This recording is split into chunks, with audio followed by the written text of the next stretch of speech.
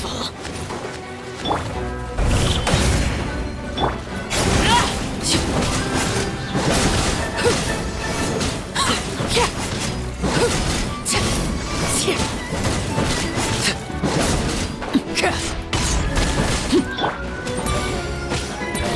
I hear the children singing.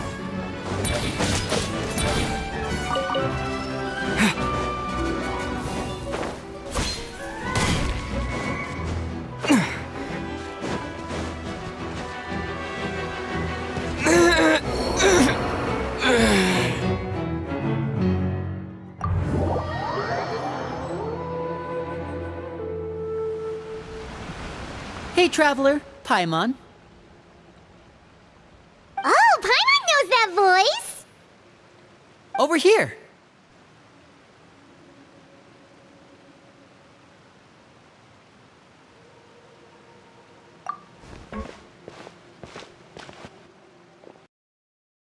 To borrow one of the more popular turns of phrase at the moment, this appears to be quite the fated reunion. Running into you two out of the blue like this has really made my day. I certainly wasn't expecting it. You can say that again. What brings you to Poisson?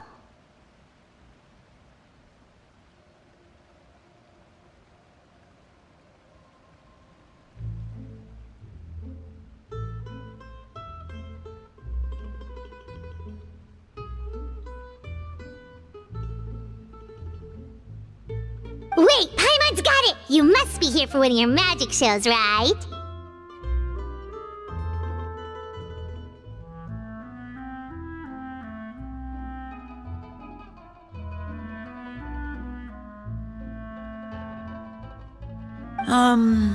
Actually, we've run into a bit of trouble on the home front, so Father arranged for us to stay in Poisson for the time being.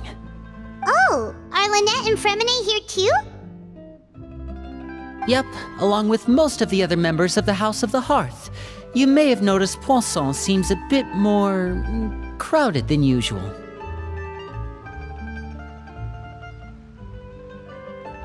So you're saying nearly the entire organization has moved to Poisson? Sounds like you've run into way more than just a bit of trouble. What's really going on? Well... Since the two of you are so curious, perhaps I can fill in the gaps. You scared Paimon half to death! Father, you're here. You know... on second thought, maybe we don't need... No need to be nervous. I could... You know... on second thought, maybe we don't need to know? It's all probably super confidential House of the Hearth stuff, right? We totally weren't trying to pry or anything. Of course. I can also understand your confusion. Sending so many Fatui here to Poisson, it's only natural that some might suspect an ulterior motive to be involved.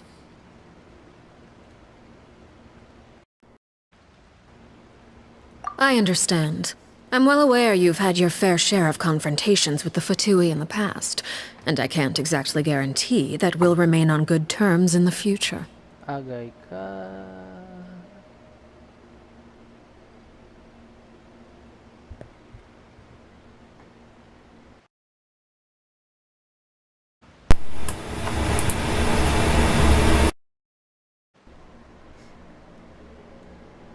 As for right now, however, I would say we have little reason to be at odds, wouldn't you agree? The House of the Hearth could stand to be more open with those who have worked so closely with us in the past. Uh-huh. Yeah. As for the issue at hand, well, it hardly relates to any ulterior motive. To be frank, it all stems from a certain rumor circulating around the House of the Hearth. It's an internal matter. Mm-hmm. What sort of rumor? A rumor that a certain phantom child is hiding away in the House of the Hearth. A phantom child?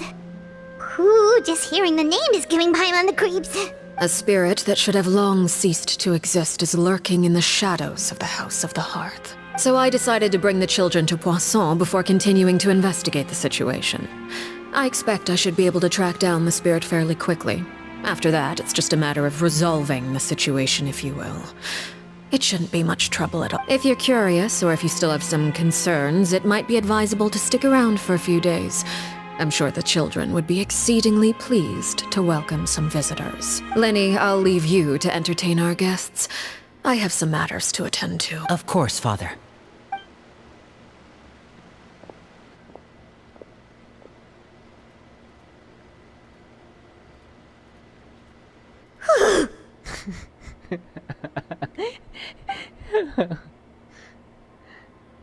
Hey.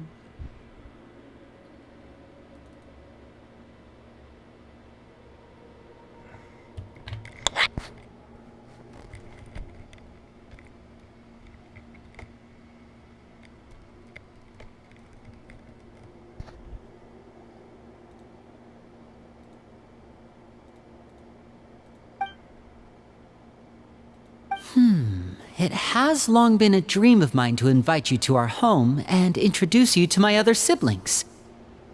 You're quite well known in the organization already. A lot of people have been talking about you, especially after everything with the prophecy. If you're willing, why don't you stay a while and have a little chat with us? Okay. Alright. We don't have anything else to do right now anyway. But let's be clear, we're just gonna be there as guests, okay? Don't get any funny. Oh, wait a second. For your guests, that probably means we'll be treated to lots of yummy food, right? About, Of course. During our stay in Poisson, we've been helping out the locals with some fishing. We bring in quite the bounty every day. In fact, today is the perfect chance for me to show you what I can do in the kitchen. Let's go. I'll take you to where we're staying.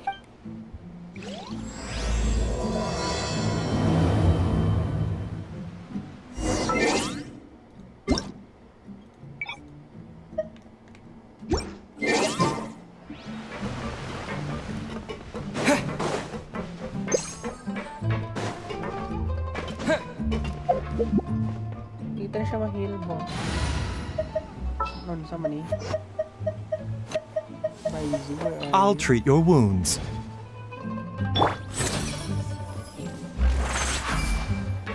Saan yung naka-heal si Baizu?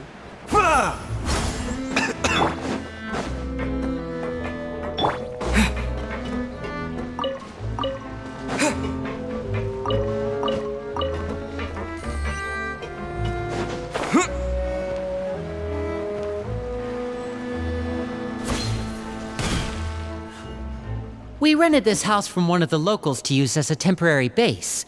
I'll come back later and tidy up a bit. After that, it should be all ready for you to stay in tonight. Awesome, thanks! So, where are we off to now? Well, when I happened to run into you two earlier, I was actually in the middle of distributing some supply. With this many people staying in Poisson, we have to bring in outside supplies every now and then. I should probably make sure the rest of these provisions get delivered. Otherwise, people might start to get antsy. Okay, we'll come with! There are all sorts of rumors about your organization floating around out there. Paimon's not sure if she could even take a wild guess as to what's true and what's not. But now that we finally have the chance to see a day in the life of the house, we can take a good look at how you operate! Well, you're more than welcome to come along. Just follow me.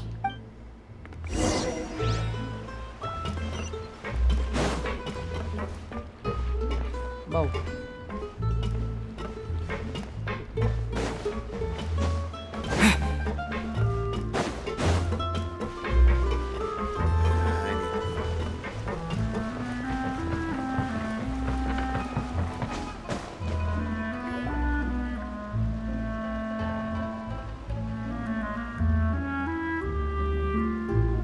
Linny! You're finally here!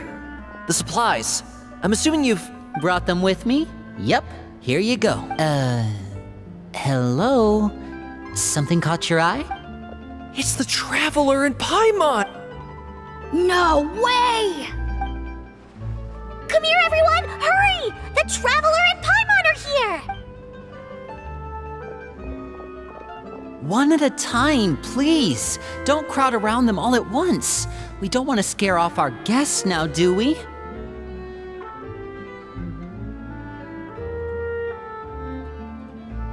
Oh, it's alright!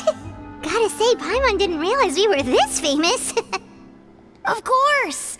Father and Linny have told us so much about you. Father told us about how you helped Linny. According to her, you're a trustworthy friend. And as far as she's concerned, that's pretty much the highest compliment we've ever heard her give. As you can imagine, everyone's been very curious about you. I heard the Traveler is so strong that he can move a mountain with his bare hands. I heard Paimon eats so much that she can clean out the entire pantry at Hotel Tabor in just 3 Wait a second! That's the rumor you heard about Paimon? Oh, not cool at all! Oh, wait. When guests visit, you're supposed to give them gifts and stuff, right? Oh, we don't need something like that. Besides, we don't have anything to give to you. Come on, we insist. I can give you some of my new potions. Just pick your poison. And by that, I mean medicine or actual poison. I've got both, huh? Or maybe Shaplo can teach you guys about stealth. He's super good at it. He's never been caught. Ah, now that's not a bad idea. I know you usually prefer to fight head-on, but it never hurts to expand your bag of tricks, right? When it comes to eliminating your enemies, staying quiet can go a long way. Trust me, I would know. I was poisoned not too long ago, and I'm still dealing with the after effects. So I'm not quite as good as I was before, but I can still give you some pointer. Wait, when you said gifts, Paimon didn't think you meant poison and stealth tactics. But those are the best things we can give you. You don't like them? Ooh, how about this? Tell me the name of someone who really annoys you, and we'll teach him a lesson for you. All right, Fold, Selwar. I think that's enough suggestions for now. When it comes to being a good host, it's the thought that counts. You don't need a physical gift to make our guests happy. In fact, pestering them with suggestion after suggestion might make them more annoyed than anything. I would say your enthusiasm has certainly gotten across. Really? Awesome! It's been so long since we've had guests to play with. If there's anything you need, just let us know. Yeah, especially if it's poison or something. I've got all sorts of potions for that. Well, we'll talk to you all later. We've still got supplies to distribute. All right, see you later.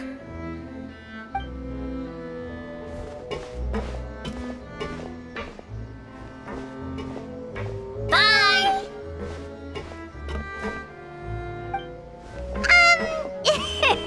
Lenny, about all that poison and stealth tactics talk just now.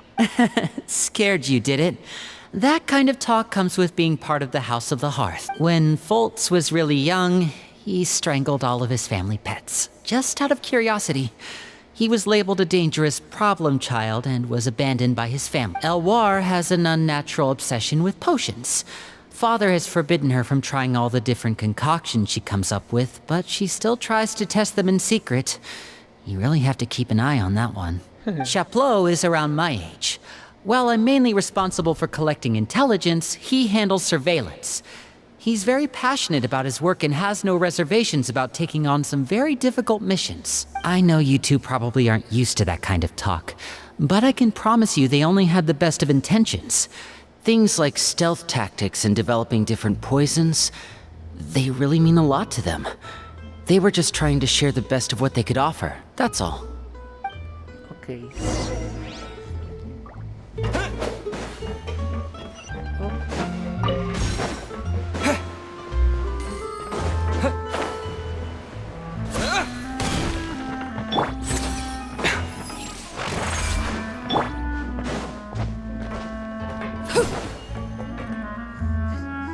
Filio, supplies are here. Thanks. And who are these two? Outsiders? Allow me to introduce you. This is the Traveler and Paimon. Oh, you're the famous duo I've been hearing so. It's nice to meet you. I heard you've traveled to all sorts of places. Is that true? Of course, we're making our way all across to that. Oh, good for you. You must be pretty familiar with Fontaine by now then. Have you seen the new opera that started running recently? I think it's called... The 4,000 Thieves? Oh, this is the first we've heard of it. It seems like it's going to be fantastic. From what I've been able to tell from the posters, anyway. You should definitely check it out if you have the time. Oh, and there's The Blind Maiden, too. That one is supposed to have audience interaction. Seems pretty interesting.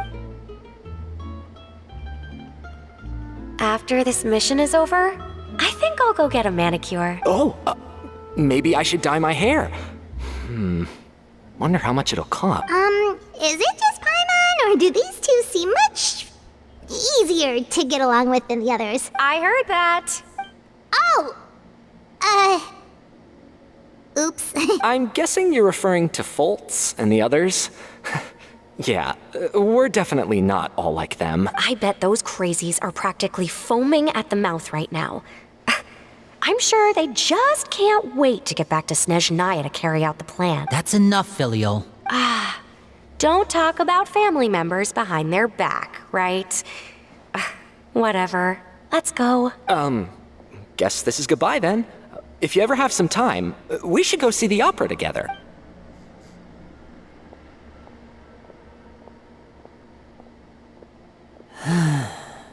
Well, that's it for the supplies.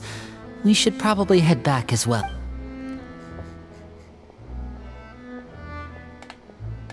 Well, they didn't seem too happy with each other.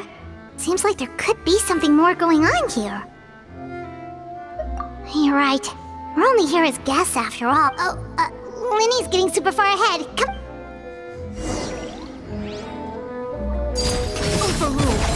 A bitter pill to swallow.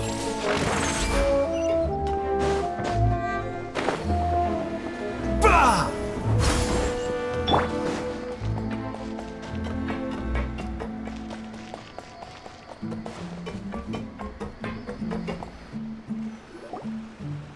So, what do you think of the members you've met so far?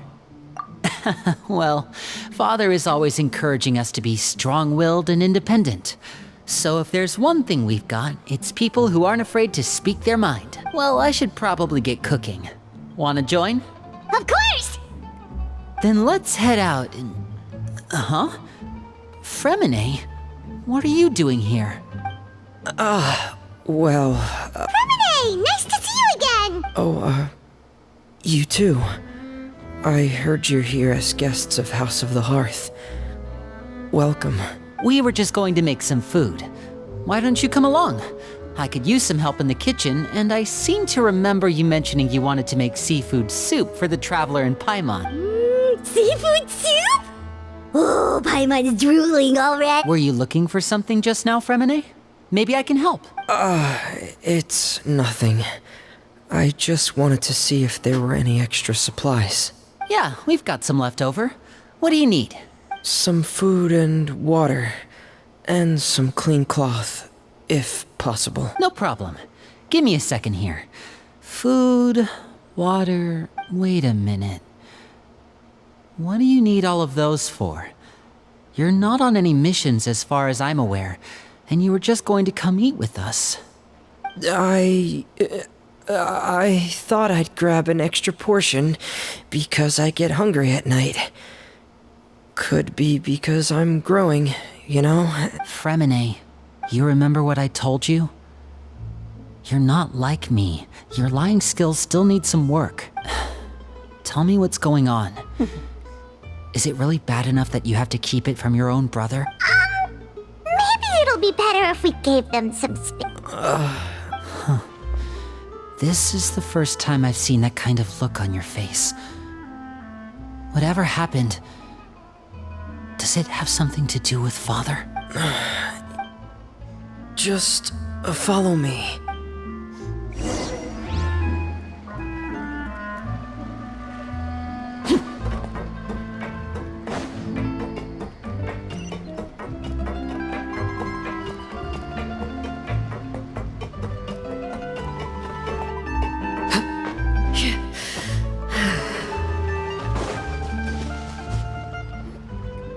You're back! Oh, and you've brought some friends with you this time. Hello, my name's Linny. I grew up in the House of the Hearth. And you are? Hi, Lenny. I'm also a child of the House of the Hearth. Just like you. You can call me Clairvy. Clairvy? It's nice to meet you. Does that name ring any bells, Lenny? No, not at all. That's not a name we have on our roster, I'm sure of it. What I'm not sure of, though, is how she managed to sneak in. She must be the phantom child Father's been searching for. From the looks of it, I'm guessing you were the one that found her, Fremine. You, haven't told Father, have you? No, I haven't told anyone. I've just been keeping her hidden. For how long? About half a month now. So ever since we got to Poisson, then. Do you have any idea what you're doing? I know what I'm doing. Really? 'Cause from where I'm standing, it looks like you're hiding the very person Father has been trying to find. If Father finds out about this, everyone involved is going to be punished. You know the rules of the house, Fremine. I know you do. Father doesn't tolerate any form of betrayal. So why are you doing this? I've thought it through. And I just can't hand her over like that. Linny, don't you remember last year? Chapleau nearly died after getting poisoned during that one mission. He wasn't able to get back before the poison started taking effect, and not a single person was there to help him. That night, while I was sleeping, I heard a voice telling me to go save him. I opened my eyes, but I couldn't find the source of the voice. I thought maybe I was just hearing things, but I went to look for him anyway. Luckily, I got there with enough time to save his life. That feeling of being haunted, of hearing voices, it's happened many times in the House of the Hearth. I'm sure you've noticed. So what you're saying is, that was her? She was the one who spoke to you that night? Unless there are other spirits roaming around the House of the Hearth, I don't think there's any other possibility. If Clairvy were our enemy, it wouldn't matter whether she was a spirit or an actual child. I would have acted without a second thought, because that's what Father ordered us to do. But she's been living with us, helping us from the shadows all this time. I think that makes her family. I couldn't just hand her over to be dealt with. Not when there's so much we still don't know. So what's your plan then? You can't keep her here forever. Someone is bound to find out eventually. I haven't thought that far yet. I don't want to disobey an order from Father, but I also don't want to put Clairvy in danger. Come with me. There are a couple things I'd like to say to you in private.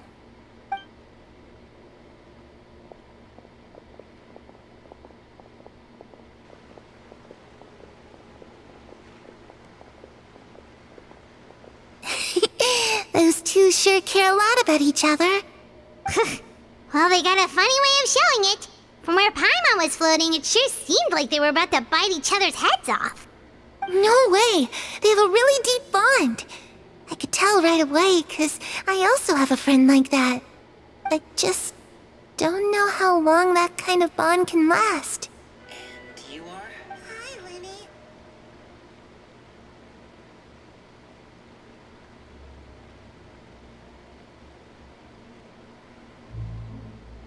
The darkness in the house runs deeper than you can imagine. No one can get out alive. I'm sorry, Linny. I really didn't mean to drag anyone else into this. Oh really? You didn't mean to? 'Cause I for one wish you did. Huh? You know, when we were younger, you didn't call me Linny. You called me brother, just like Lynette. We grew up together, the three of us. We were all orphans, all rescued by Father. Of all the siblings in the House of the Hearth, I think our bond was the closest. Later on, when you started calling me Linny, I wasn't actually surprised. After all, Lynette and I are related by blood. We've had to depend on each other to survive long before we joined the house. Linny, The darkest and most difficult moments of my life happened before you and I had ever met. I'm sure that's true for you as well. Even so, Fremine, we've stood by each other for all these years now, and to me, that means more than blood. You and Lynette are the most important people in my life. No one can replace you. So I won't let you face anything alone. Not if I can help it. Oh, looks like things are getting kinda heated between Linny and Fremine. Maybe we should go check on them. Chismosa pa mo na. Wag na. Oh, it's raining. I should put my clothes away.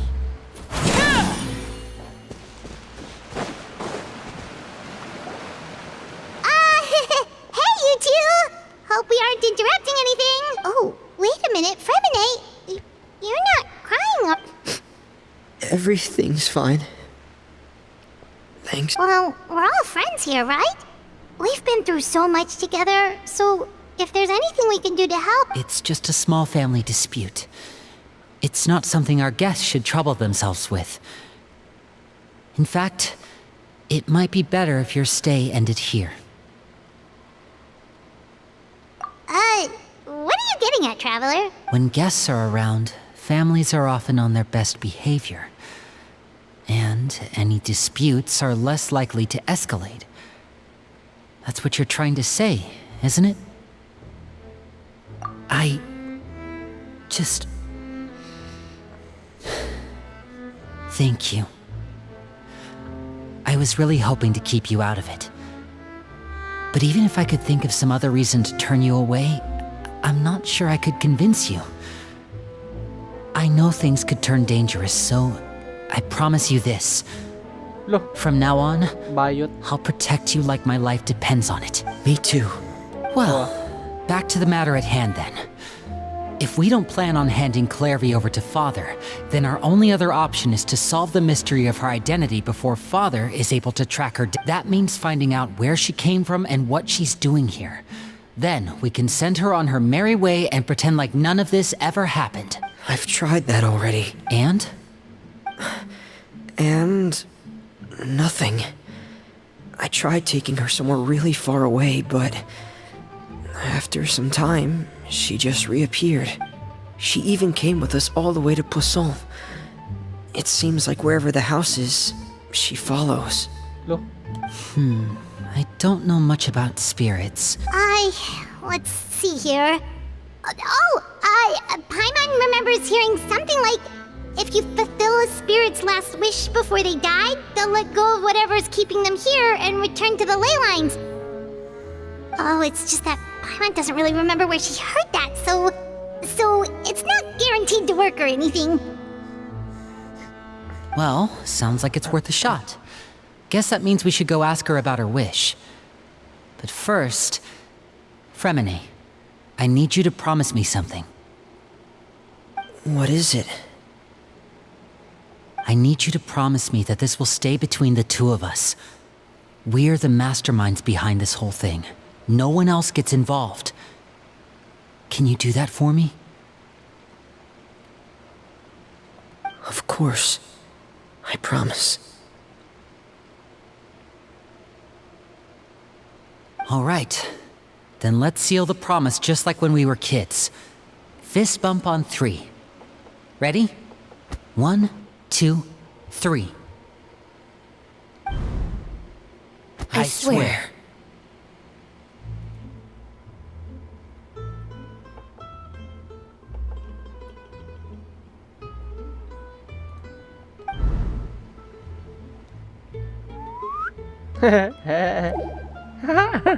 Kit Lynette.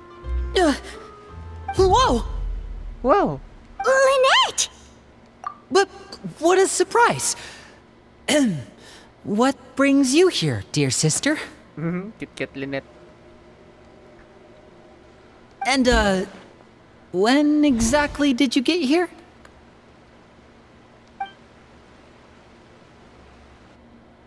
Wasak. You're an idiot, brother.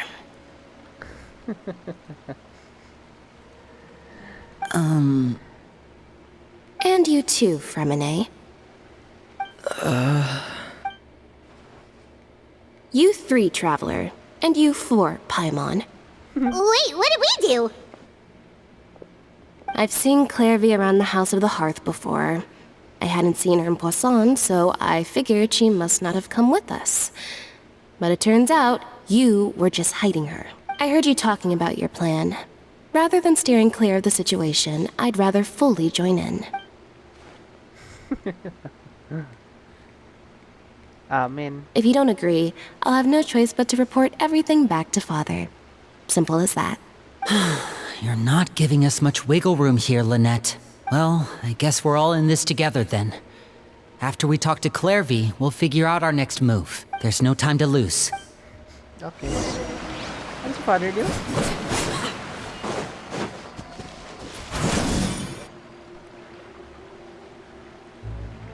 I'm full.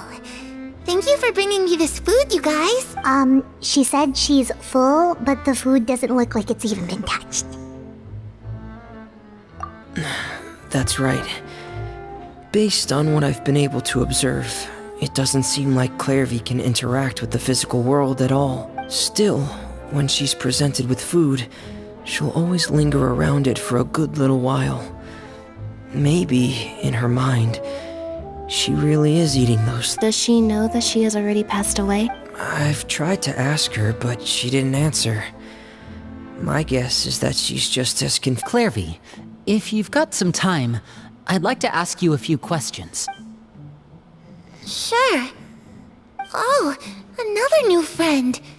Hi, I'm Clairvy. Hello.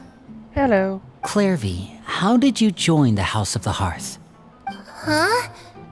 Isn't it the same for everybody? The knave brings you here and then you can't leave. It's just that your name, it's not on the roster.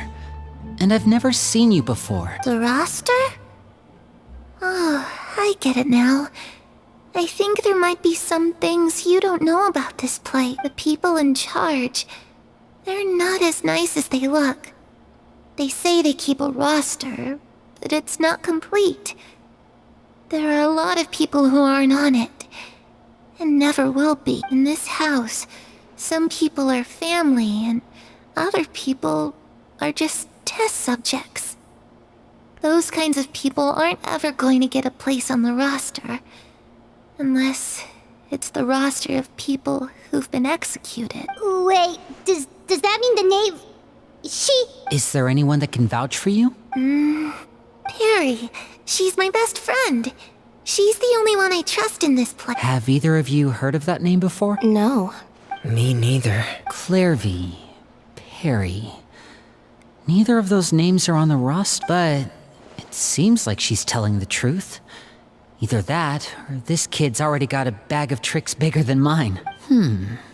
Maybe we should try a different approach. Clairvy, do you have a wish? A wish? It can be anything you want. Just imagine, it's your birthday, you're blowing out the candles, and your wish is...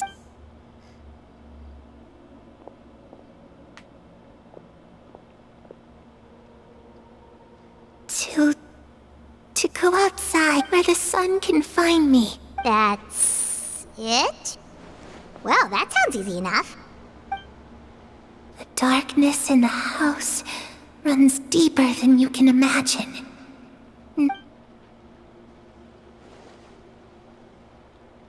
Okay, time to divide and conquer. Listen up. I've got a plan. I'll try and find a way to use basic illusory magic to take Clairvy outside and bring her somewhere with sunlight. Lynette, try and find the list of executions that Clairvy was talking about, and see if her name is on it. Fremine, you stay in Poisson. We can't be the only ones who've had run-ins with Clairvy. I need you to collect intel on everything she's said and done. Understood. I'll try my best. What about us? I really appreciate your willingness to help, but this is a family matter. Let me think. Since Father considers you to be guests, maybe you could stick by her side for a little while. You don't need to do anything except keep up some nice, casual conversation. Ah, Paimon gets it. You wanna... I'll give you a magic bird. If Father suspects something, all you need to do is release it when she's not looking, and it'll alert me that something's wrong. Of course, that's only as a last resort. If Father doesn't seem to notice us, there's no need to make contact. We'll reconvene here tonight after all's said and done. If the worst case scenario happens and we're discovered, just tell Father everything. We're not going to let our guests get punished for our own actions. That's where we draw the line. You too. Okay, this is... Okay. I really hope this goes well. No, it has to go well. That's the only way this can get resolved.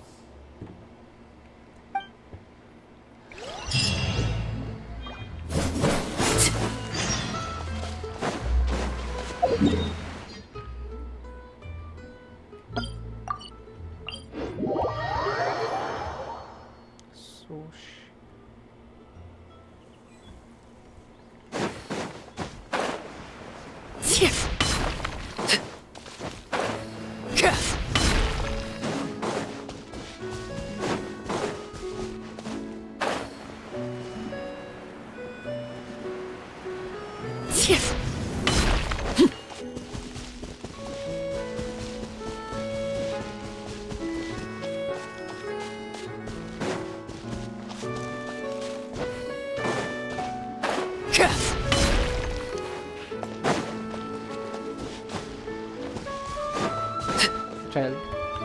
Ay, lagi siya di. It's the knave! And... child! Hey, aren't you supposed to be in Snezhnaya recuperating? What are you still doing in Fontaine? Oh, it's you two. I didn't expect to run into you here. I was unconscious for quite a while after the fight in the Primordial Sea.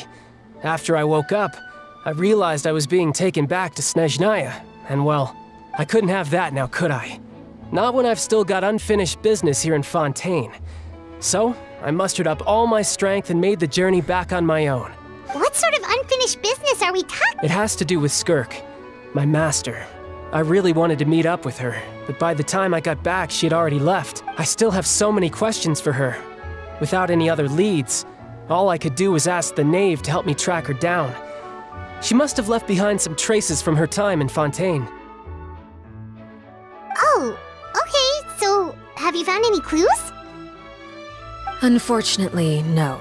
While the House of the Hearth is adept at collecting all manner of intelligence, certain existences can still manage to escape our purview.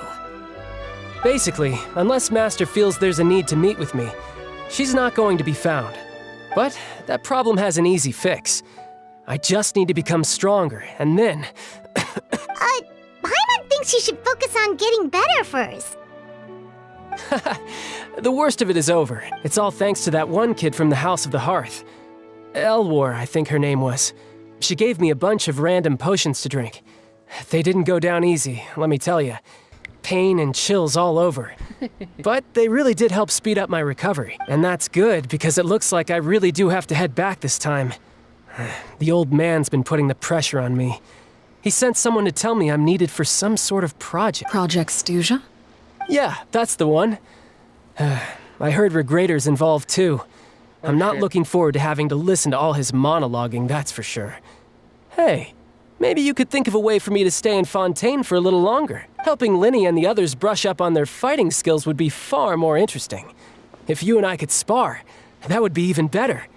I've been waiting for a chance to see you go all out. And what a sweet little daydream that is. But I also have a role to play in all this. I'll be leaving Fontaine shortly as well. Besides, considering how little they see fit to step outside the homeland, being called on to return to Snezhnaya by such illustrious dignitaries, what a great honor. Wouldn't you agree? One I could do without, I'd say. Is it just Paimon? Or does it kind of seem like they're... So, dear guests of the House of the Hearth, to what do I owe the visit? We just... Right! We're super close to Linny and the others, but we still don't know much about you! Is that so? Introductions have already been made, have they not? Well, you see? There's only so much you can learn about someone from a short introduction. At least tell us something a little extra, like... Why do you call yourself father? Good question. I'd also like to know. The fact that you have to ask tells me our intelligence work has been quite successful. Telling you the answer to that question would only serve to undermine that success. And we can't have that, now can we? Spoken like a true diplomat. That was some expert sidestepping right there. Well, if there's nothing else, I think I'll take my leave. I still have a small matter to resolve at home. Wait, don't go!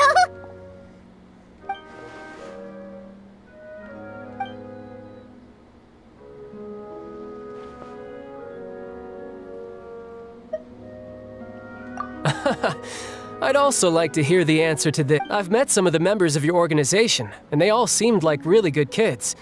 They actually reminded me of Tonya and Tusser, which, by the way, if you ever betray them, I'm just letting you know, I won't let you off easy. And why would I betray them? Well, you've already betrayed the House of the Hearth once, haven't you? At least, that's what I heard.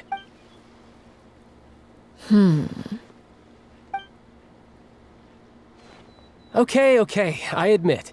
That's just what the old man told me. The rooster, I mean.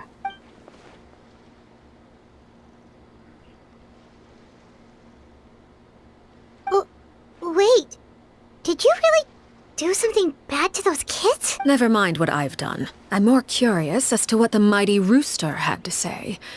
Care to enlighten me? Well, nothing much. Just some stuff about you taking out many other members of the House of the Hearth, and even going so far to attack your own family. I see. Oh, based on your reaction, I'm guessing it's all a bunch of lies. Hardly. I don't appreciate his particular turns of phrase, but I suppose he didn't say anything untrue, although it would be more accurate to say that there is a certain level of prejudice involved, but I don't intend to clear that up just yet. Prejudice has a funny way of concealing the real truth behind certain things, an attribute that I find to be quite advantageous. Call yourself a Fontanian, for example, and people will assume all sorts of things, when the real truth is that this is simply the land where I was raised. Huh? You're not actually from Fontaine? But then why did you try to help out with the prophecy and everything? I see. I was trying to protect the children born in Fontaine.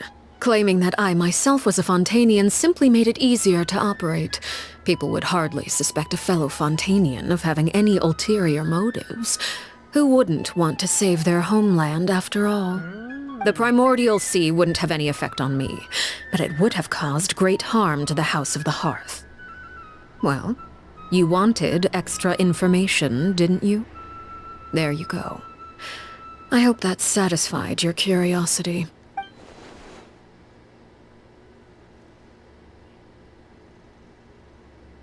So, you stayed in Fontaine for the kids. I guess I was wrong to believe you'd betray them. Apologies.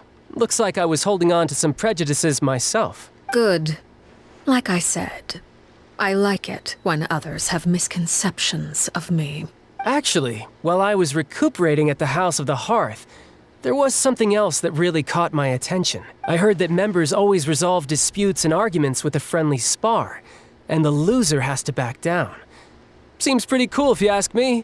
Would also give them plenty of opportunities to hone their skill. Well, that's only a recent development.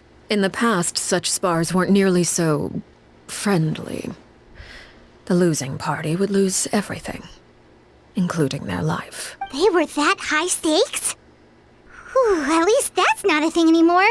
Well, the current atmosphere's not half bad. I'm a bit jealous, actually. You've got so many family members around you, and you even get to live with them. Having a lot of family around means dealing with a considerable amount of bickering and scheming. Once Tonya and Tusser enter their rebellious phase, I'm sure you'll understand. Just imagine. Tusser becomes obsessed with plucking out strands from the rooster's mustache, or Tonya decides to dye her hair 42 different colors. Okay. I get the picture.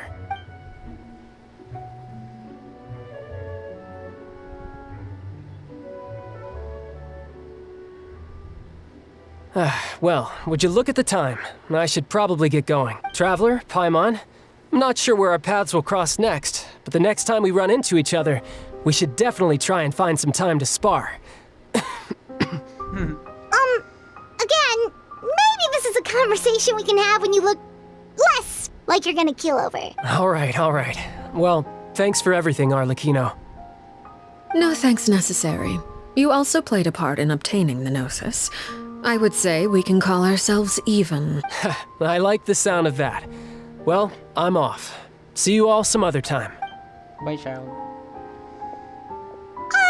We should probably get going too. Do you want to head back with us? Oh? You want me to leave so soon? Well, you see... I'm rather enjoying the evening breeze. If you don't mind, I think I'll stick around for a bit. I have some things to think about. Apologies for not attending to you like a proper host. Please forgive this slight. I do hope you'll have a pleasant stay. We managed to keep her distracted until nightfall. Good thing Child was there to keep the conversation going. You don't think she suspected anything, do you? Oh? You decided to stay a little longer? Let's take in the ocean view together, then.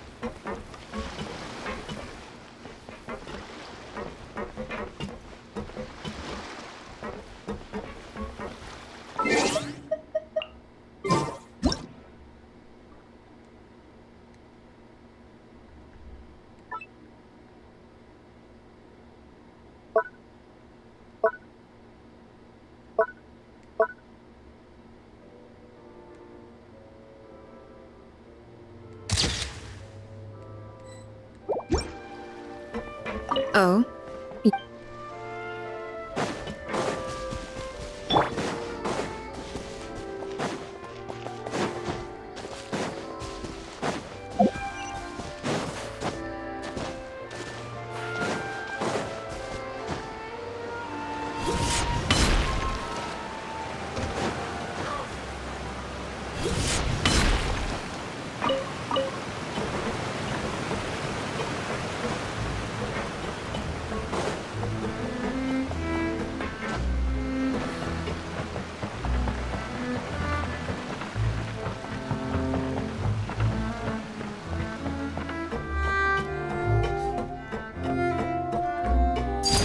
Laid bare.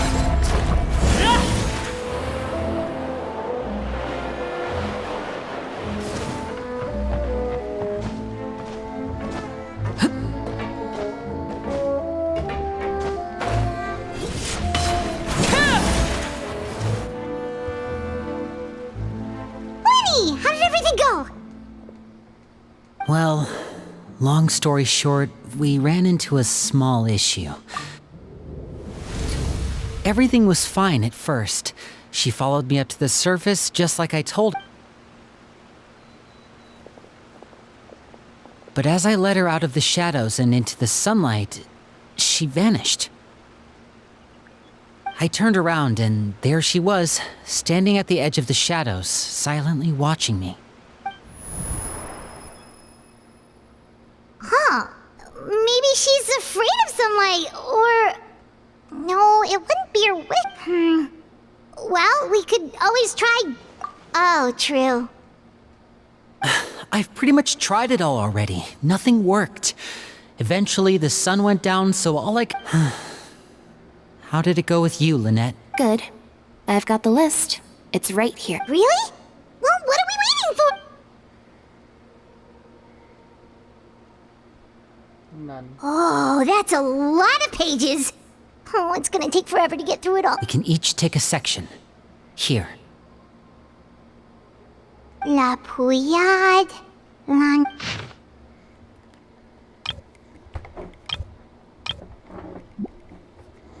Oh, yikes. That Aurora guy has a huge scar on his face. Ah, I've met him before. The scar is from an injury he received during a mission. I still remember him joking with me about it. He said any future lover would take one look at him and then lose all interest. Did he say anything else? Well, I asked if there was someone he was interested in. He said no, and that's where our conversation ended.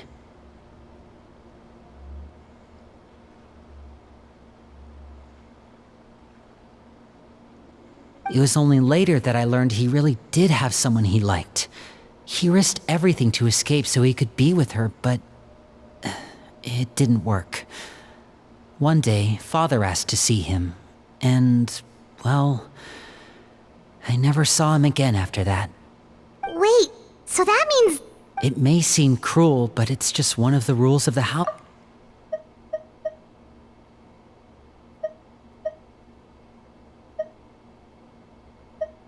Well, I asked if there was someone he was interested in. He said no, and that's where our conversation ended. It was only later that I learned he really did have someone he liked. He risked everything to escape so he could be with her, but it didn't work. One day, Father asked to see him, and, well, I never saw him again after that. Betrayal is not to be taken lightly. We know too many secrets to come and go as we please. So, if you do try to leave, you pay with your life.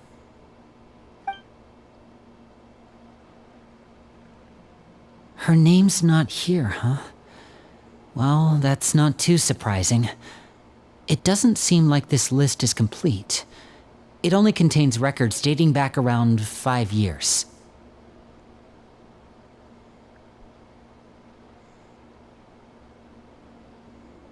Let's shift our attention then. Fremine, were you able to find anything out?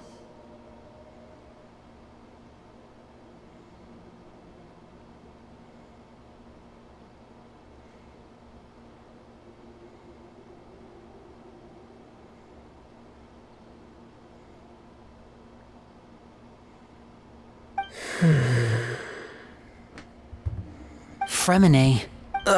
Sorry. I was thinking about something. I managed to talk to quite a few people, but I couldn't help but note... Strange. Yeah, I know there have been arguments in the past. Times when people haven't gotten along. Chaplot and Filiol are a good example of that. Oh, those are two of the people that we met while delivering supplies. Paimon can see how they might not get along. They had very different vibes, and they're, That's to be expected, actually.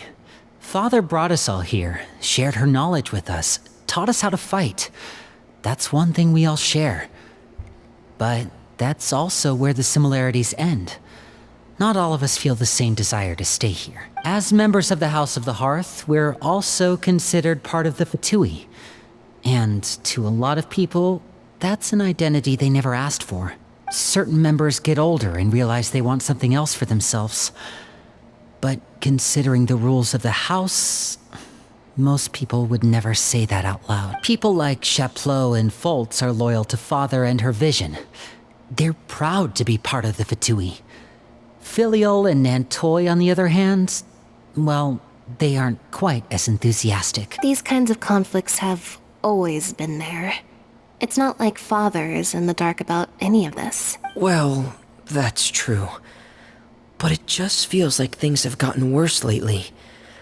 Filiol and the others, it seems... I can't say for sure, but I think they've met Clairvy. You think she's been inciting them to act out? No, not exactly.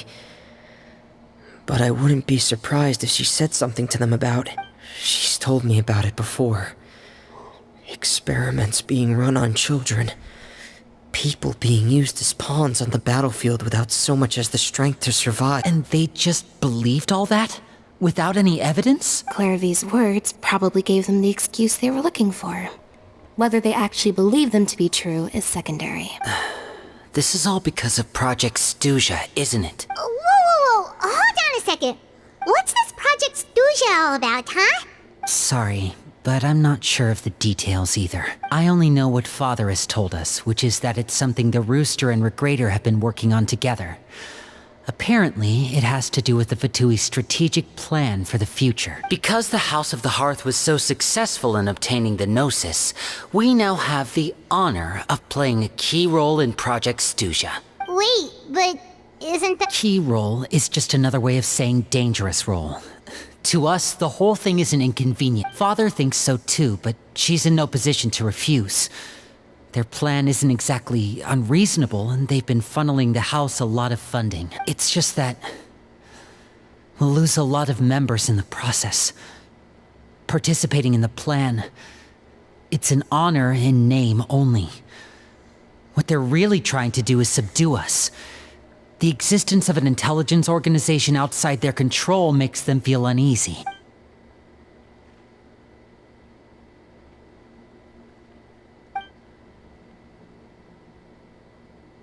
Okay, super complicated top secret Fatui business aside, what does all of this have to do with the conflicts you were talking about earlier? External pressure has a way of exacerbating internal strife.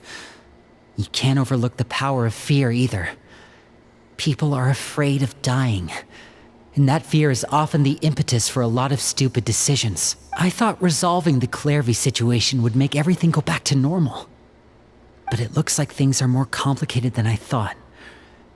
If we leave Filiol and the others to their own devices, sooner or later, Father will be forced to take action. Yeah. We can only focus on one situation at a time, brother. You're right. Even if we confront Filiol and the others, it won't do any good. It might even make matters worse. Well, it's getting late. We should head back and get some rest. Lynette, you stick with me this time. Fremine, keep a close eye on Filiol and the others. Make sure they don't do anything they'll regret. Good work today, everyone. Have a good night, and I'll see you tomorrow. Okay.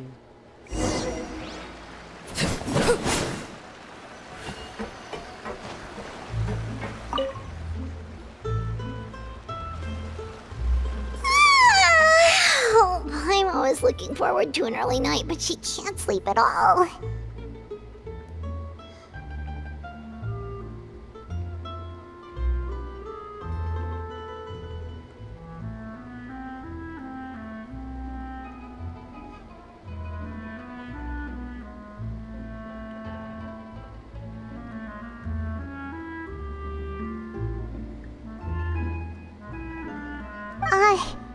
Hey, you don't think the knave will be too angry with Lenny and everyone if she finds out about all this, do you?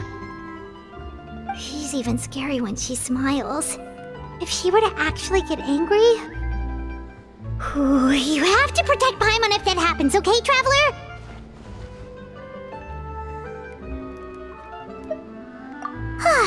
Trust is ever, Traveler. Look over there! Quick, let's catch up with her before anyone sees!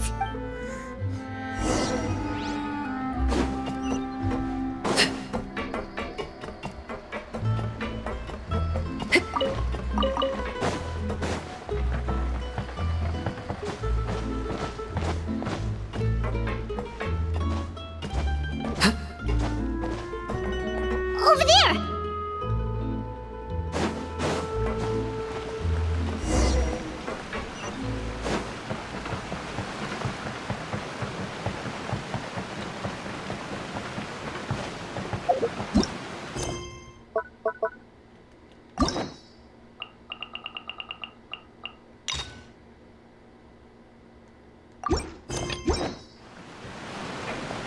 Oh, where is she going? Oh, if someone sees her, we're toast!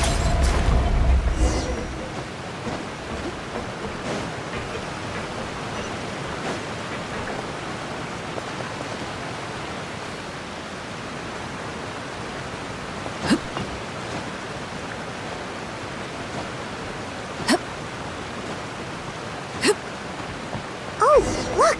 She stopped!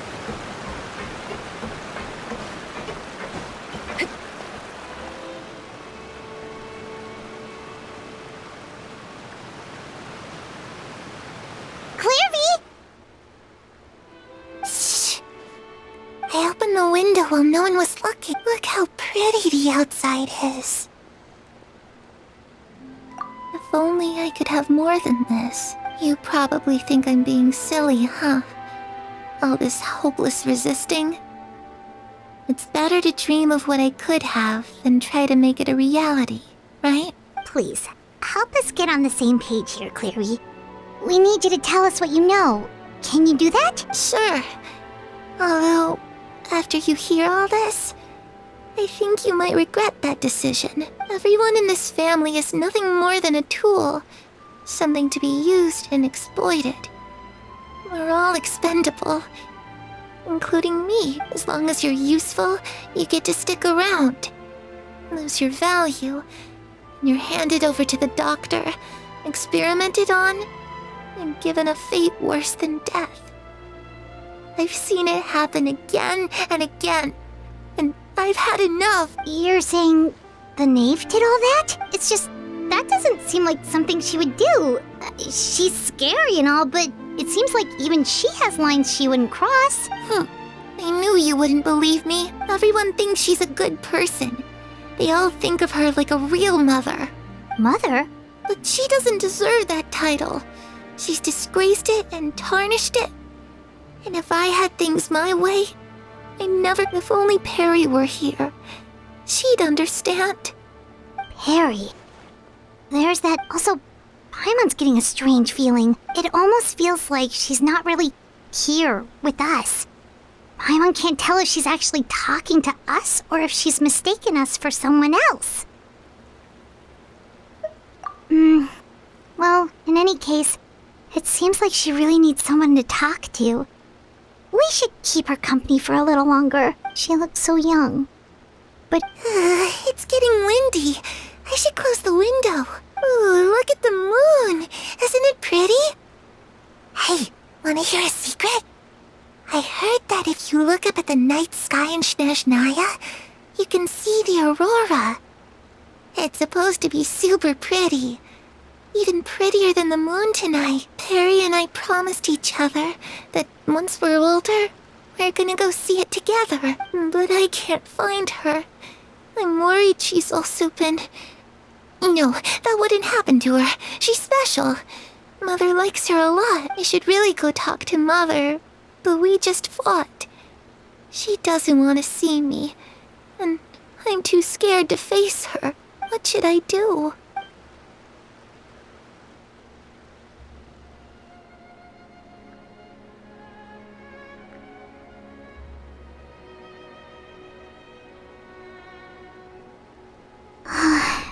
Paimon really doesn't understand what's going on with her. Well, let's head back. We've got an early morning tomorrow.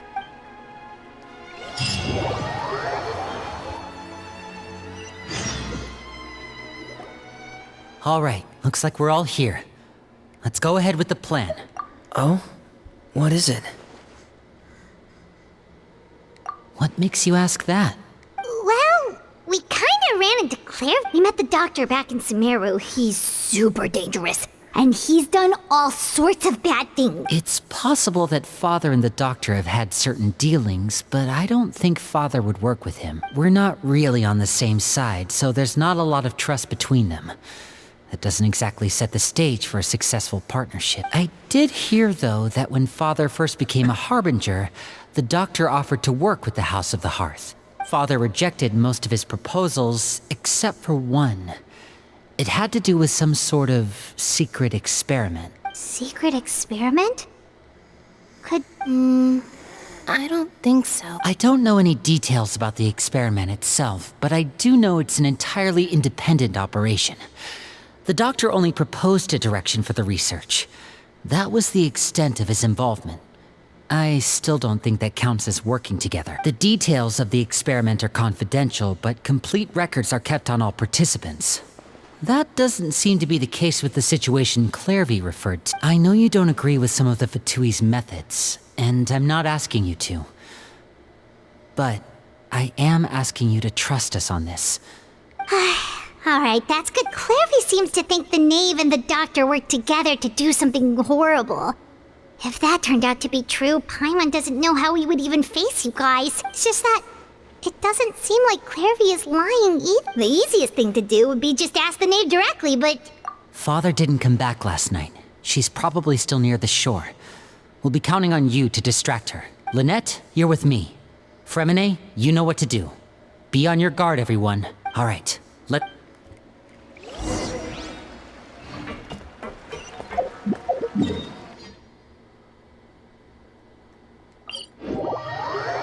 Ba't na siya natulog?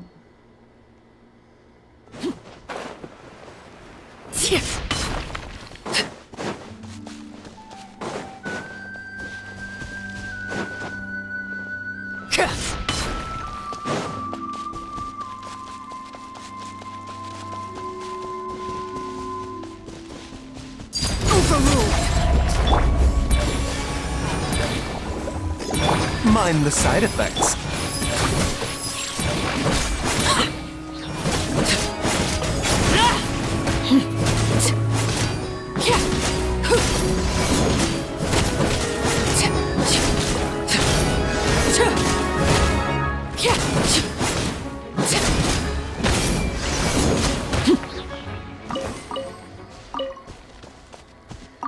Wala damage.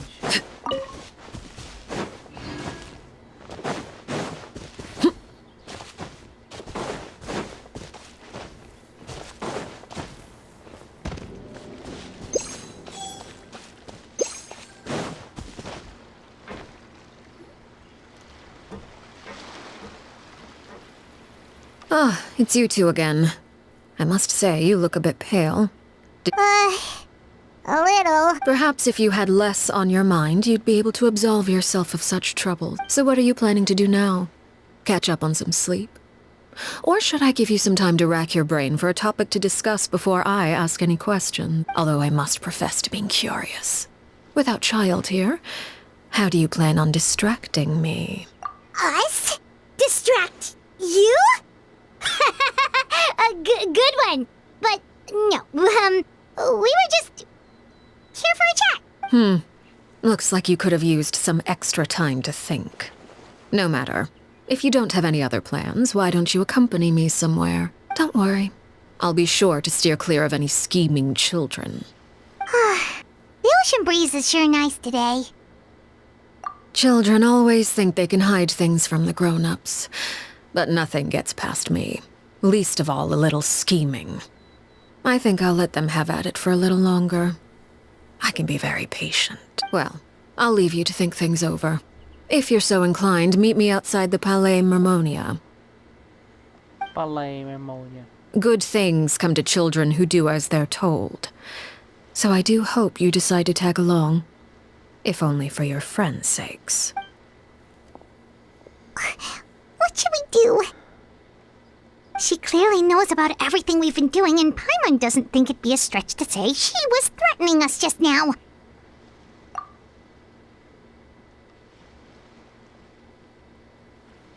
Oh, good idea. Well, we should probably head to the Palais Mermonia. Paimon doesn't want to find out what happens if we don't show up. Based on what the knave was... Okay, then we probably shouldn't keep her waiting. It seems like Linny and the others are on thin ice, so let's do our best to not get them in any more trouble.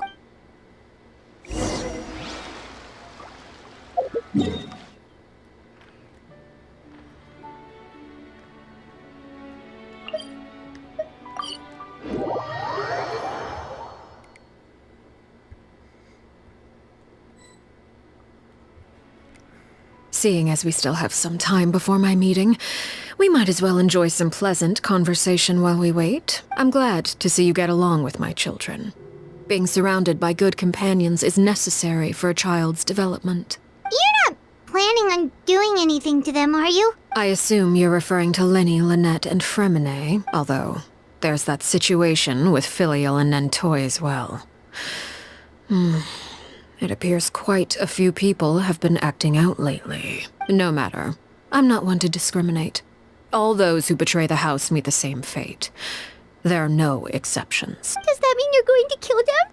Oh, are you here to beg for their lives? I'm sorry to disappoint, but the rules of the house change for no one. In my organization, everyone is responsible for their own actions. But don't you care about them at all? They really respect you. They even call you father. You must feel something for them. Any organization in which feelings come before principles is one destined for ruin. The House of the Hearth is hardly an exception. You could say our principles are more stringent than most. Perhaps I can offer you this consolation at least. As our guests, you two will not be held accountable along with them. I would imagine Linny, Lynette, and Fremine will be able to keep their lives. As for Filion and Toy and the others, I'm afraid there's little I can do. They can try to escape, but once you know our secrets, there's no getting out alive. But that's awful. Ah, you seem concerned. Out of consideration for my guests, I suppose I could turn a blind eye for a little longer. If Linny and the others manage to dispose of Claire V in the meantime, all evidence of their wrongdoing will be lost. In that case, I could hardly punish them for something I couldn't prove. If their efforts are unsuccessful, on the other hand, all will be held accountable. And the punishment will be severe. Of course. Oh, and here, I believe this belongs to you. Do try and keep better track of it next time. It takes a considerable amount of time to train a bird like this. It would be such a pity if you were to lose it. Permanently. Wait, where did you get that? Well, I'm afraid that's all the time we have to chat. Now, for the matter at hand. I asked you to meet me here because I have business at the Palais Mermonia. It has nothing to do with you, but I think it would be prudent for you to stick by my side for the time being. There will always be time later to run off and tell Linny what you've learned. Well, time to go. Looks like we wrapped things up just in time.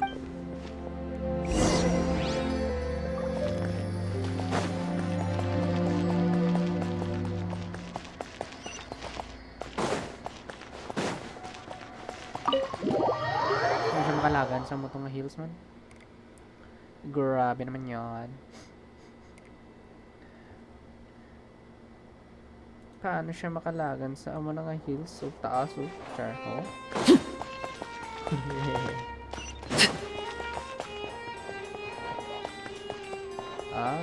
Kaya nyo bilit. Okay.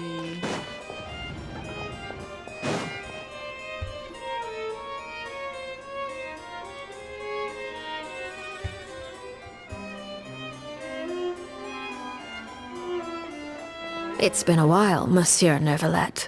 I must say, I wasn't expecting my meeting request to be approved quite so quickly.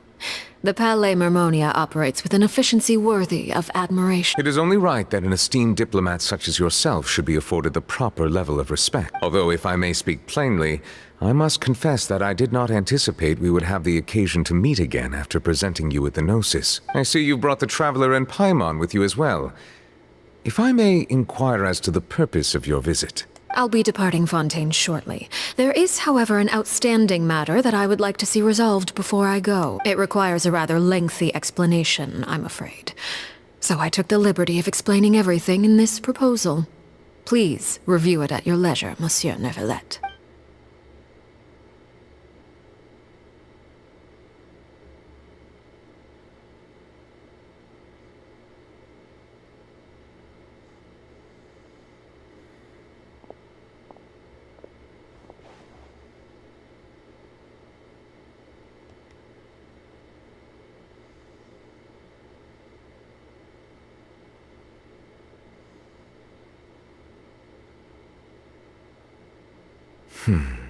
I understand your request. However, at the risk of causing offense, I must admit that I fail to see why you would wish for such a thing. I heard you have a certain fondness for water tasting, Monsieur Neuvillette. So allow me to use water as an analogy. A family is like a large body of water with countless rivers flowing in and out. As someone who watches over this system, I would hope that each river that flows from the source will eventually reach the ocean. Of course, objectively speaking, I know this is impossible.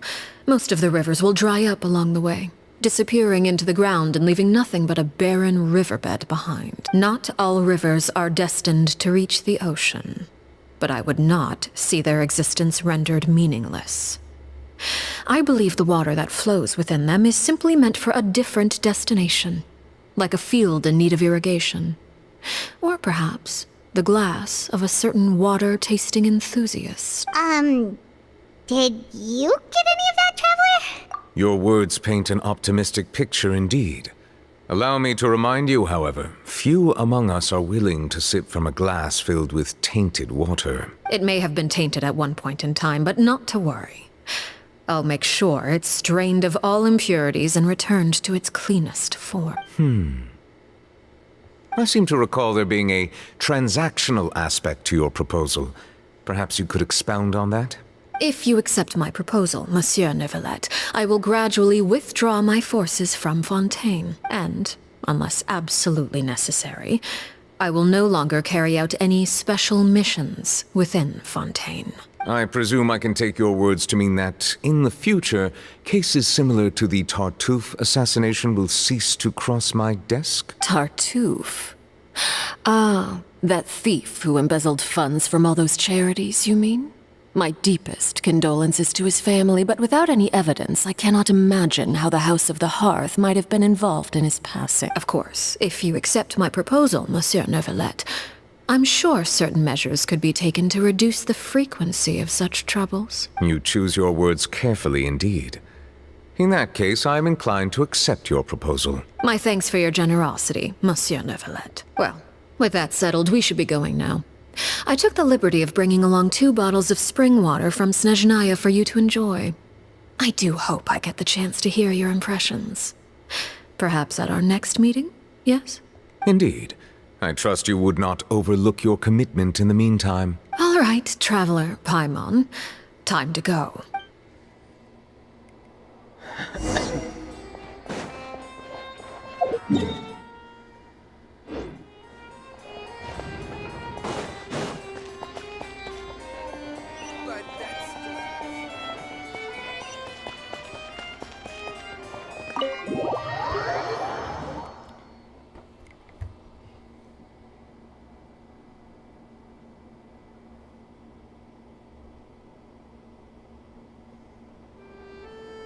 So, what exactly were you talking about back there? Paimon only heard you mention some rivers, a large body of water, and then some kind of irrigation scheme. You really want to know? I would imagine there might be more pressing concerns at the moment. Winnie, Paimon really hopes everything's going okay.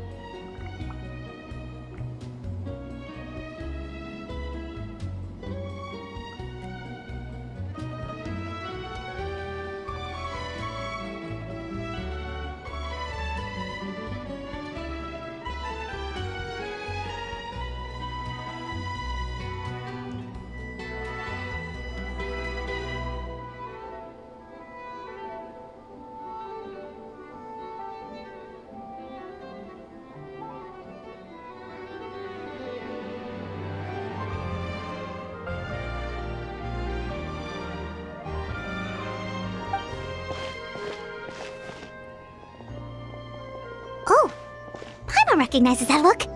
You've got your thinking cap on, don't you, Traveler?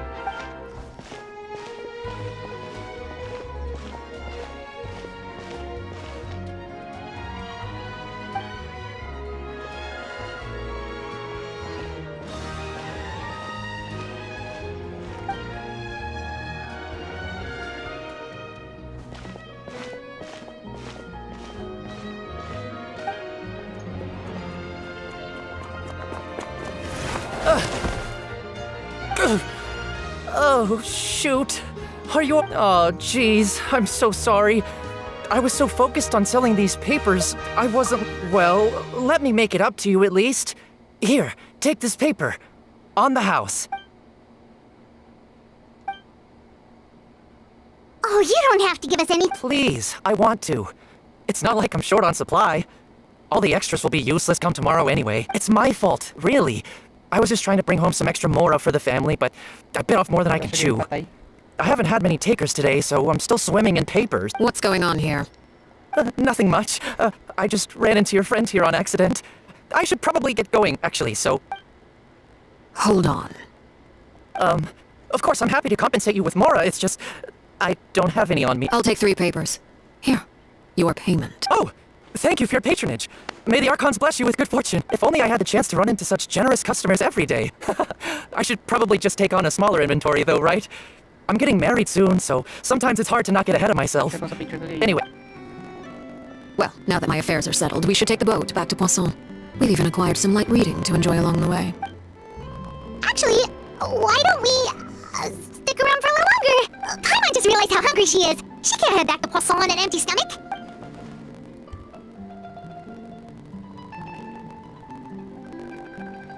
It appears you two are under the impression that delaying our return will somehow alter the situation in your favor.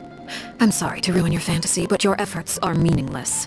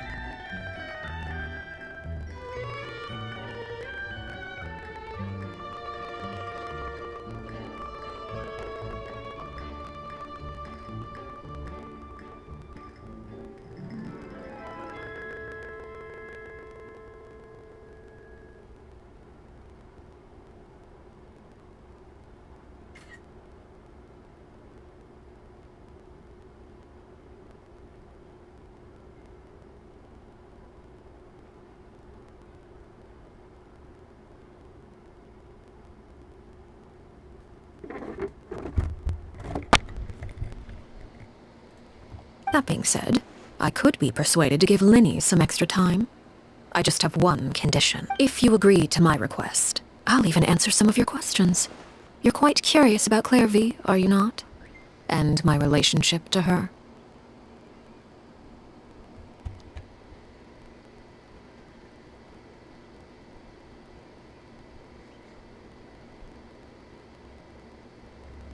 Wait, why are you being so generous all of a sudden? You're not gonna ask us to do something bad, are you?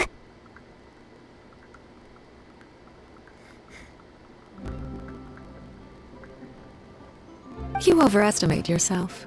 You don't have the talent for bad things.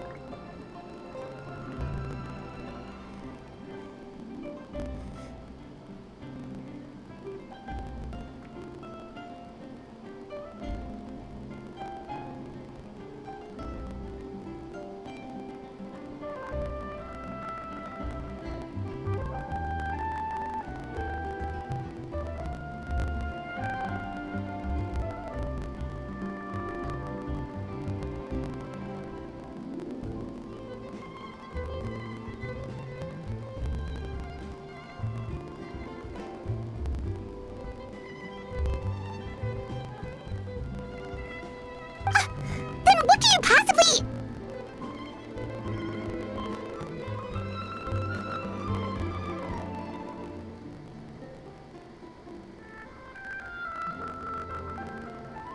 The most important consideration in a negotiation is that both sides receive something they want.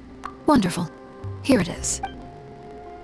When the time comes, make the choice that you deem most appropriate in the situation, and lend your help to the House of the Hearth.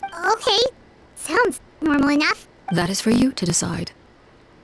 Then we have a deal. Follow me.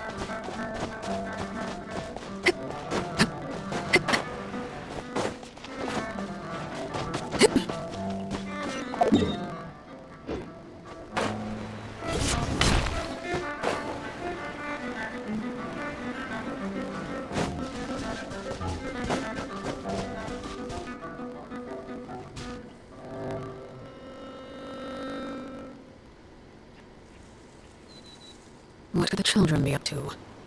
Never mind. Let them do as they please.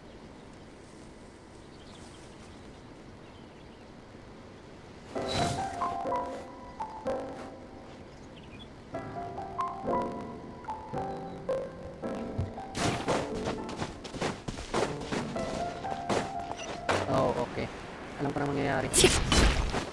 This place. Be familiar. What is this place? Somewhere long forgotten by everyone. It used to be a grand building. Now it's nothing more than a pile of rubble. No one comes here anymore, nor does anyone care about what once happened here. Although, this place does have something to do with the story I'm about to tell you. It was before I became a Harbinger, and before Linny and the others joined the House of the Hearth. Due to certain events, I first killed Clairvy and then her mother. And this is where it all happened. You were the one that killed Clairvy? Patience now. Allow me to explain Clairvy's side of the story first. I'll start from the beginning. Clairvy was 6 years old when she was brought by her mother, Crucibina, to live in the House of the Hearth. From the outside, it seemed like a fairy tale. A thriving family made up of kind adults and friendly children. Crucibina was the knave at that time, and the House of the Hearth was under her control. She was Clairvy's mother by blood, but she was also the mother to all the children in the house. Clairvy was happy here, for a time. But she quickly realized that being part of this family wasn't a fairy tale at all. It was a kind of purgatory. Purgatory? Exactly. The House of the Hearth takes in war orphans from all over Teyvat. But as for how to raise them, that depends entirely on the person in charge. Crucibina came up with a novel idea. She would teach the children to fight. force them to duel each other, and then crown as the king of the house the child who proved themselves most worthy of inheriting her title. It's difficult to estimate the number of children who died or were maimed in the process. There's little I can say about the ones who died. The ones that emerged with permanent injuries, on the other hand, well, they still served a purpose. They would be handed over to the doctor to be experimented on, or sent away on dangerous missions. Nothing more than tools to be used and then discarded. So those were the experiments Clairvy was talking about. What actually happened to her? You said that Clairvy was Crucibina's daughter, so if Clairvy tried to convince her to stop what she was doing, Crucibina probably would have listened, right? Despite being Clairvy's mother, Crucibina cared little for her daughter. She forced Clairvy to join the House of the Hearth only as a means to demonstrate her own impartiality as a mother, to prove that she treated all her children equally. Clairvy did try to convince her mother to change her ways, but it was to no avail. After her efforts failed, the only other option was to rise up and try to fight back. Unfortunately, the other children had already been thoroughly indoctrinated into the illusion of happiness Crucibina had created. Of course, there was one exception. Someone Clairvy's age who knew the truth about the House of the Hearth. Wait, the friend that Clairvy mentioned? Friend, huh? I suppose we can call her that for now. Clairvy was a cheerful and passionate person with a tenacious spirit. Perware, on the other hand, was rather cold-blooded. Her cold-blooded nature allowed her to see through Crucibina's facade. Yet, it was also this cold-bloodedness that prevented her from acting against it. At least at first. While Clairvy longed for freedom, Perware was convinced that, amid all the fighting and violence, she would make it until the end. Despite their differences, the two became fast friends, united by their knowledge of the truth. Clairvy told Perware that she hoped to create a real family, where no one would be killed or sacrificed. There may have been a certain naivete to her ideas, but Clairvy proved her determination many times over. She tried countless times to run away, ask for help, or expose the truth. But her efforts only earned her beating after beating. The only thing that kept her going was her strength of will. Even with her body racked with pain, she would still stand on her tiptoes and open the window at night. She and Perware would look out at the moon together, a fierce longing for freedom shining in her eyes. But one day that light simply vanished. Oh no. What happened? Her hopelessness resulted from a culmination of things. 10 years had passed. 10 years worth of failure after failure. She and Perware weren't children anymore, but during this time that Perware suggested a new plan. If escaping was out of the question, why not take down the very person sitting on top of this throne of lies? Mother herself. Clairvy rejected that proposal. She claimed that, as a famous harbinger, Crucibina possessed an unimaginable amount of power. Trying to kill her would have an incredibly low chance of success. Clairvy never gave another reason, but Perware could see it written all over her face. Clairvy still thought of Crucibina as her mother. Killing her own flesh and blood was a line she couldn't bring herself to cross. If she couldn't escape and fight back, then only one option remained. Precisely. Death was the only way that she felt she could be free. It happened during a duel. When she arrived at the dueling ring that day, her partner turned out to be none other than Perware, the very person that had stood by her side all those years. It was a fierce battle, but ultimately, Clairvy decided to let Perware end her life. From that moment on, Perware's journey was one written in flames. When the rain finally came and washed it all away, there she stood, the sole victor in Lover's endless game of slaughter, a trail of corpses strewn across her path to success. It was the very result she had predicted 10 years prior. Even then, she believed she would make it until the end. She wasn't surprised by the fact that she emerged as Mother's undisputed heir. Rather, her success left her with an inexplicable sense of restlessness. She was unsettled, and there was only one thing that could quell that sensation. Perhaps you two would like to take a guess as to what it was? Crucibina? What? Correct. This is the place where Perware killed her best friend. A mere year later, this is also the place where she fought tooth and nail to kill the mother they shared. The moment she acted, any conception of what was right or wrong ceased to matter. It's one of the principles of the house. Only those who survive get to write the rules. Perware won the battle, and became a harbinger herself. After which her majesty, the Tsaritsa, bestowed upon her a new name. Arlecchino. So the Perry Clairvy was talking about was he all along? You're Perware. Arlecchino's just name you got later. I left that name behind long ago. I must say, hearing it now does bring back memories. After I defeated Crucibina, the moniker of mother died with her. I chose to forego the title she called herself and even chose to give up my own name. I rebuilt the House of the Hearth under a new identity, not only as Arlecchino, but as father, and that is where the story ends. Yeah, based on what you just told us, Clairvy wasn't a little kid when she was killed. So the Clairvy was she really scared at all? I suppose you could call her an illusion born of flame. Her existence is like ashes through fire, something left over in the wake of blaze and ruin. You see, a certain power runs through my veins. It's not unlike a curse. My flames leave behind shadows of anything they consume. Of course, the chances of those shadows morphing into a sentient entity are exceedingly slim. Clairvy is a very special case. Clairvy died when she was 16 years old, but what emerged from flames was her 6-year-old self. Her appearance wasn't the only thing affected. Most of her memories were lost in the place as well. Memory is a mysterious thing indeed. Losing a portion of your memories will alter your sense of self. Lose 10 years worth, however, and it would be like living in the past, like returning to a version of yourself that never grew up. No wonder Paimon got such a weird feeling when you were talking to her. Perhaps I should put it this way. Clairvy is someone trapped in time. It may seem like she exists with us in the present, but she truly lives in the confines of her own past. So if all that's true, then you must have known about Clairvy for a long time. Indeed. She's a rather volatile and unstable entity. Sometimes she would look after the children. She's even saved some of their lives, but other times she would hide from me and become obsessed with revealing the truth about the house to anyone who will listen. Shadows don't have the capacity to learn or grow. Any new information they encounter is quickly forgotten over your attempts to expose Clairvy to sunlight. They failed, yes. The reason is actually quite simple. In Clairvy's mind, the house is impossible to escape, and it is this very perception that traps her there. But no matter. All I have to do is kill her again, and all will be resolved. I don't anticipate so much as a single speck of ash will be left behind this time. Wait! I don't understand how you might let her die, but isn't that another way? So she's trapped in her 6-year-old self, she's safe, right? Then she's talked to her first. Let's do it for that. She broke the rules, and now she must be punished. That goes for Filial and Toy as well. She's had quite the effect on them. I hope you understand that the difference between Crucibina and myself lies in our formulation of the rules, not our policy for enforcing them. Upholding the rules without question is a trait we both share, because that is how a household should be run. Is this really what you want to do? Whatever could you mean? Don't you want to say a proper goodbye at least? Whether as a killer or as a father, there are two things that must be avoided at all costs. Anger and sorrow. Anger makes you impulsive. Sorrow causes you to waver. Well, it appears it's about time to proceed. Before we arrive, I told some of my well-behaved children to bring our troublemakers here by nightfall. I can believe I kept my end of the deal. I give your friends quite a bit more time. As for what happened. Here they are, Father. You can execute him? Seeing something like that would actually be a first for me. Ready? I'm sorry. I heard about how you helped buy us more time, but I still failed. I couldn't find a way to fulfill her wish. Huh? Are you kidding me? Indeed, it's been a while, Harvey. Harry! Shh, stay right there. I'm sorry to postpone our reunion, but first I believe certain scores need settling. Father, let me explain.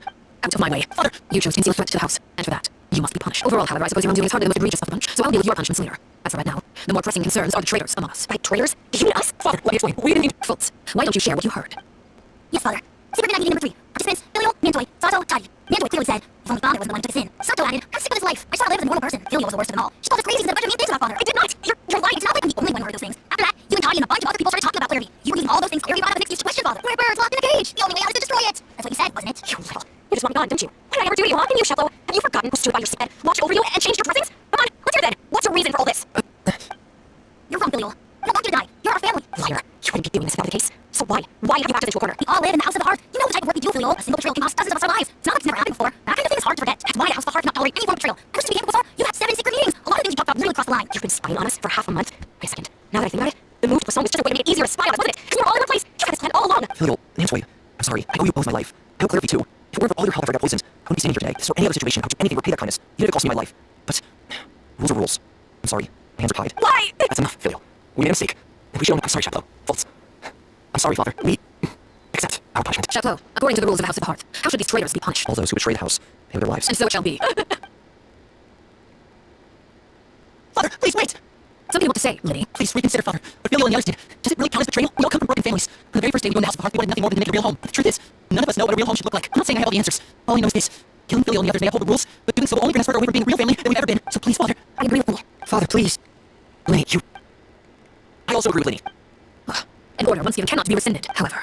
Given the extent of your determination, I... Our weapons? Father, are you referring to a duel? Precisely. The rules of the House will not be altered. Traitors must be punished. However, resolving disputes with a duel is also one of our rules, one that also applies to me. Demonstrate a sufficient showing of strength, and I shall offer a concession.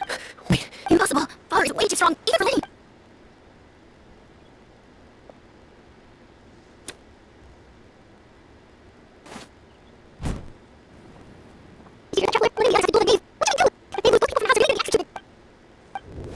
You want to say a proper goodbye, please? Anger makes you impulsive. Sorrow.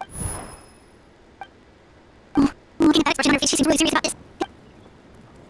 When guests are around, families are often on their best behavior. When the time comes, make the choice that you deem most appropriate in the situation, and lend your help in the House of the Hearth. What's wrong, Trevor? Hey, what are you doing? Traveler? You're asking to join the duel against me? I see.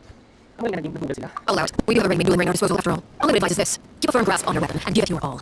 Any less, and you may just lose your life. Shit.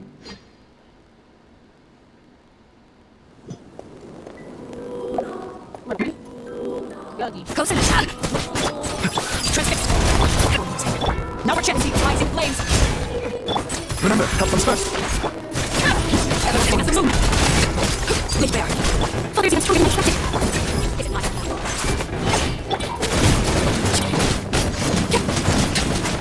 Overrule, I'm out! Repeat rising flames! Seems like an emergency. What is it mine? Now we're chanting! It's my turn now. Repeat rising flames! Hang in there! With the fall of darkness, destruction shall rise. Have a taste of purge. This shall not be my fate. If I never join again. Look, we will travel like a bunch of helpless ants. Now we're chanting!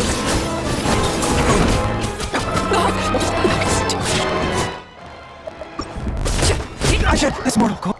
GG's ba? Gagi. Uwi ba? Dati kayo maglaban yun.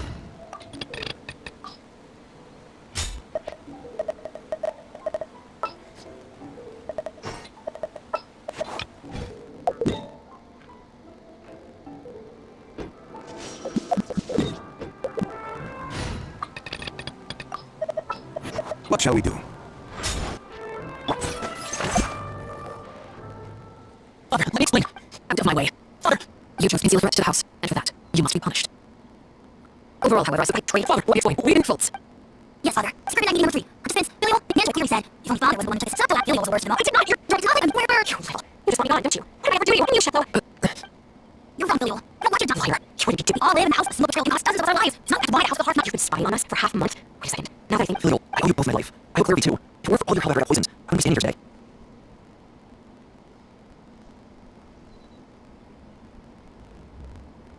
other situation, I would do anything to repay that kindness. Even if it cost me my life. But rules are rules. Why? That's enough, Filial. I'm sorry, Sheplo. We accept our relationship. Sheplo, according to the rules, All those who betray the house. and so it shall be. Father, please wait! Wala ni Archino nga. Something you want to say? Please reconsider, Father. We're building all-covered broken families. But the truth is, none of us know what a real home should look like. I'm not saying I love you, so please, Father, I agree with me. Father, please. Lenny, you... Wala nga nabon. I also agree with Lenny. An order once again kept, however. Given the extent of your determination, I suppose we shall have to go about this a different way. Our weapons? Father, are you referring to it precisely? However, resolving disputes with the duel is also one of our rules, one that also applies to me. Demonstrate this. Impossible! Father is way too strong! Ah, hindi ba? That's what Archino.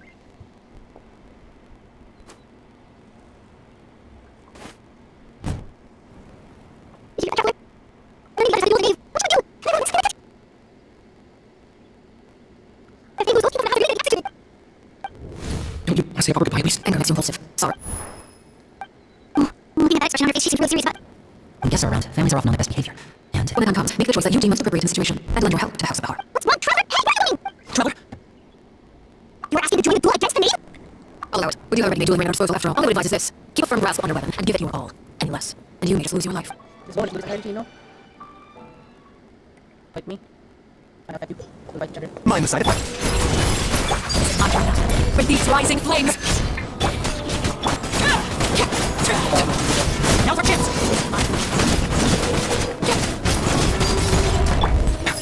With these rising flames! Order guide you. It's my turn now. Fury!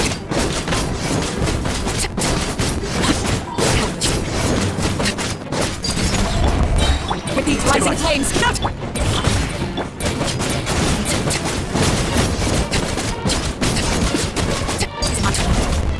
Now our chance! Solidify. With the fog of darkness, destruction shall rise! Penalties of purge! Fury! Look!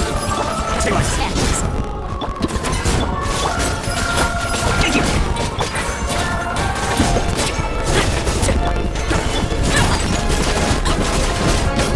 Now our chance! Like a bunch of helpless animals. Fury! The countdown has begun. Fly, take a look at order. From my blade. And...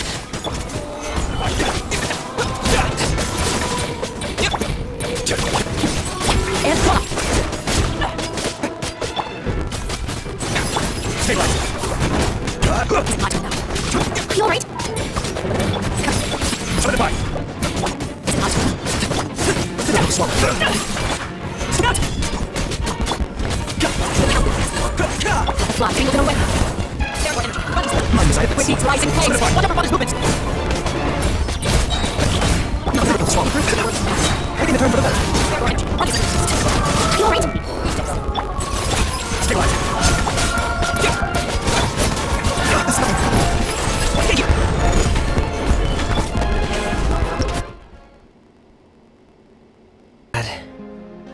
Go pa si Lynette. Father came to check up on us 2 days ago and told us about what happened with Crusabina and Clairvy. Actually, I've met Crusabina before. Wait, what? You've met the former knave? Crusabina died a year after Clairvy. It was during the year between their deaths that I joined the House of the Hearth. Crusabina had an extremely cruel and radical way of doing things. While she was alive, the atmosphere in the house was suffocating. When I joined, though, the experiment she valued so much had already come to an end, and all the people involved, dead and injured alike, were gone. Crusabina never talked about the past with us newcomers. A couple of months after I joined, Father killed Crusabina and burned all her files. With that, the names of all the people subjected to her experiments, Clairvy included, were lost to the flames. Father took in Lenny and me a couple months after that, but she never mentioned anything about Crusabina or Clairvy. It really seems like something she was planning to keep to herself. The last time you talked to her, did she mention why she kept it a secret for so long? She said she didn't want us to be affected by the darkness of the past. She was worried we'd develop a false sense of gratitude towards her if we knew about it. The foundation of a family should be free of any corrupting influence. Whatever happened in the past, it has nothing to do with who we are now. And that's what Father told us in the end. But I still thanked her for everything. It was only after hearing about what Crucibina did that I finally realized how insignificant our lives could have been. The members of the house meant nothing to her.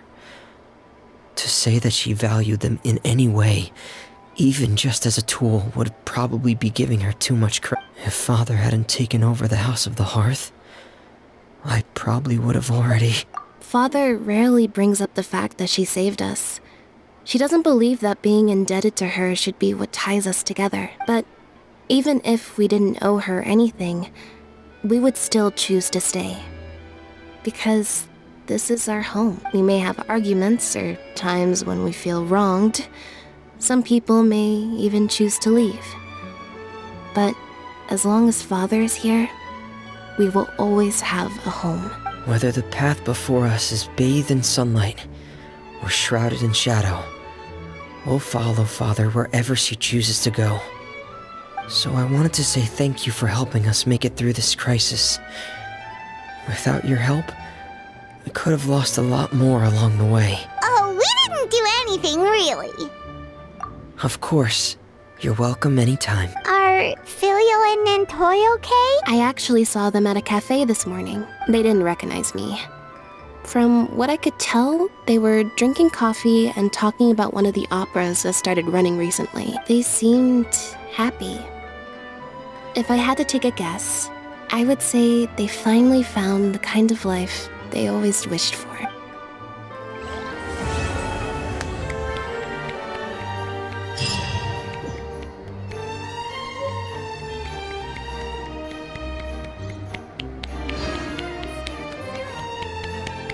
The best. Best.